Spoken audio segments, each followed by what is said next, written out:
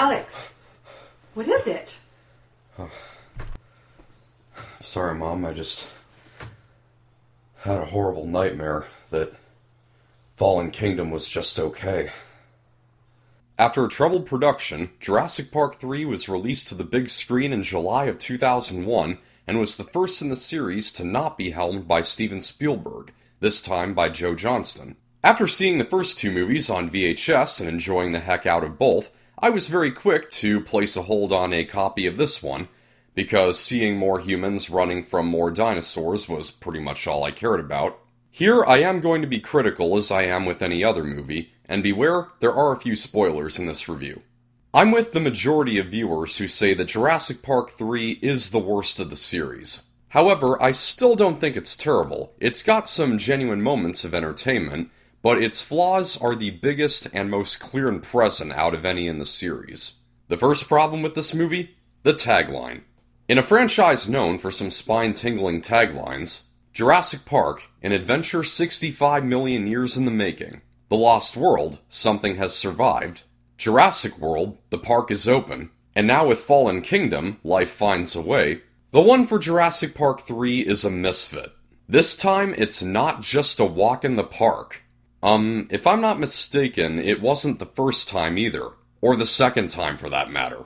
Even more contradictorily, what is unlike the first two is that the plot pretty much is literally just a walk in the park. What happens is a basic, straightforward mission to rescue somebody from the island. Fortunately, the movie itself knows that it isn't anything more, as it wisely avoids overstaying its welcome, running at a half hour shorter than its predecessors. The movie starts off with one of two moments in this movie that to this day confuse me. A 13-year-old boy named Eric goes parasailing with his mom's boyfriend around the shores of Isla Sorna to see and video record the dinosaurs. After moving out of a cloud of fog, the crew of the boat that they're tethered to are gone. It's unclear what happened to them, though I think it's meant to be implied later on when we see the Spinosaurus swimming that it was the Spinosaurus that killed them. Regardless, the thing that really confuses me is their reaction when their boat is about to crash on some rocks.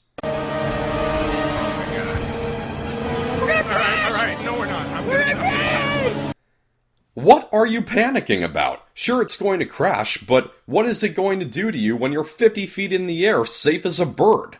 I kinda wish they were still tethered to the boat when it crashes, just so I could see how it would have affected them. So Eric's parents, Paul and Amanda, played by William H. Macy and Tia Leone, hire Alan Grant to be their guide on what he's told is a simple aerial tour of the island, but when they suddenly land, he learns that they're on a search party for their son. They become stranded when the Spinosaurus attacks their plane, destroying it. Having Sam Neill reprise his role as Alan Grant is definitely a plus, but the excuse made for Grant to be a part of this rescue mission is unforgivably weak. The first 10 minutes of this movie make it abundantly clear that Grant doesn't want anything more to do with Jurassic Park. He tries to avoid even talking about it at a paleontology conference, and when the topic does get brought up, he proclaims, "No force on earth or heaven could get me on that island." So what does get him on the island in this movie? The exact same force on earth that got him there to begin with. A big wad of cash to fund his dig site. It just doesn't make any sense. Although there is a part that I like that comes soon after, when the plane is flying over the dinosaur herds, and Grant says with a smile, "My God, I had forgotten." He starts to forget about his denouncement of the place, getting lost in the moment remembering the wonder of seeing real dinosaurs in the flesh. In fact, Grant has a few good scenes, one in particular being when they're moving down river after Grant's friend Billy is thought to have died. Grant tells Eric that he regrets the last thing that he said to Billy, that he was no better than the people who made this place. He starts rethinking his antipathy toward people who want to get up close to something so phenomenal, offering the analogy, there are two kinds of boys, those who want to be astronomers and those who want to be astronauts. That's a good line, and it precedes a lovely shot of the boat passing by the herds of dinosaurs. But the scene ends with the other moment that has had me confused ever since my first viewing. Know something, Dr. Grant? Billy was right. About what? The way he puts that makes it sound like he's referring to something Billy said earlier in which he made a good point, and I had kept rewatching to try and find such an occasion. Is he saying that Billy was right to want to study at a close range? If so, then it would have made more sense for him to say, "You're right, Dr. Grant. You can't blame anybody who wants to see this." And the fact that Billy comes back at the end takes away a bit of that emotional heft. The acting is a mixed bag. Sam Neill brings some dignity to the film, probably more than it deserves. Trevor Morgan, who plays Eric, was a moderately renowned kid actor at the time, having done good work in The Sixth Sense and The Patriot, and he turns in a solid performance here. But on the flip side, Tia Leone's acting is really wooden at times. There's something about her screams that sounds so off.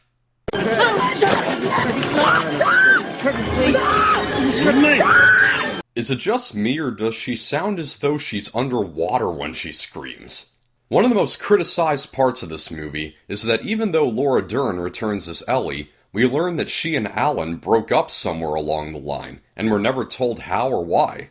The thing that makes this writing decision so baffling is that there was no reason not to have them together. If it was written so that they were, the movie would have been no different. We would just be seeing what we wanted to see after the end of the first movie. And it's almost like they meant for it to be revealed as a fake-out. At the beginning, when you see the two of them with her kids, you assume that they're married now, but then Ellie kisses another man and you're like, wait, who's this random bloke? The most infamous scene in the entire franchise is when they're on the plane headed for the island, and Grant has a nightmare? Alan! Alan! Wake up!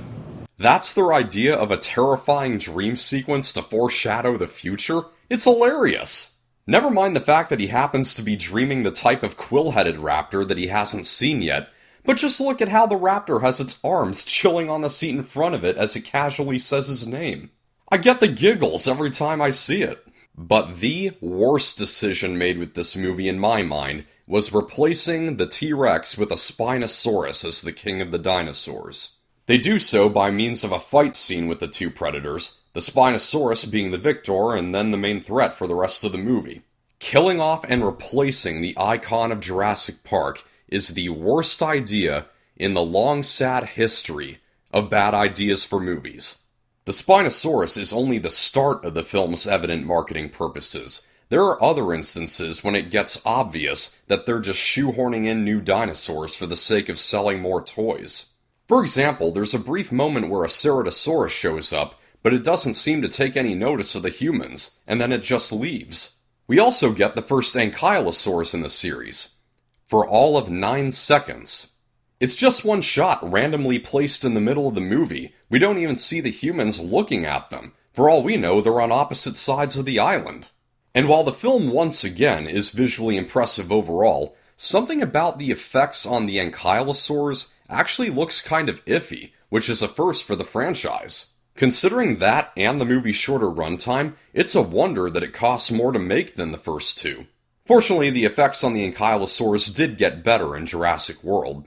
All this being said, I would be lying if I said that this movie doesn't have its fair share of thrills. The plane crash scene? Awesome. The Spinosaurus attack in the river? Awesome. The escape sequence in the canyon with the Pteranodons? One of the coolest action scenes in the franchise. And there's a rather mystical scene where they wander through the remains of an engine lab with a line from Dr. Grant that essentially summarizes the overall theme of the entire series. So this is how you make dinosaurs? No. This is how you play God. And the scene contains beautifully haunting music reminiscent of the Amityville horror.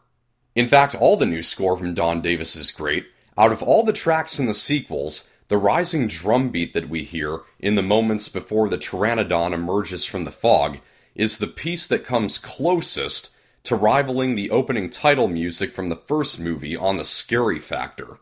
All in all, Jurassic Park 3 is a guilty pleasure for me. Most of its flaws are brief moments here and there, but where they lack in length, they make up for in severity. It's got some pretty bad moments, but also quite a few fun ones. This movie, in comparison to the first movie, is the equivalent of what Jaws 2 is in comparison to Jaws 1. You can watch it and have an hour and a half worth of enjoyment, but it's certainly nowhere near as absorbing as the first. I'm going to be generous and give Jurassic Park 3 a 63%. That's a wrap. Stay tuned for my review of the fourth installment in the series, Jurassic World, the last one before Jurassic World Fallen Kingdom hits theaters. Thank you for watching. I hope you enjoyed this review. Like if you liked, subscribe for more. This is Pop Culture. I'm Alex Pop. Alan! Alan! Alan! Alan! Alan! Al! Alan!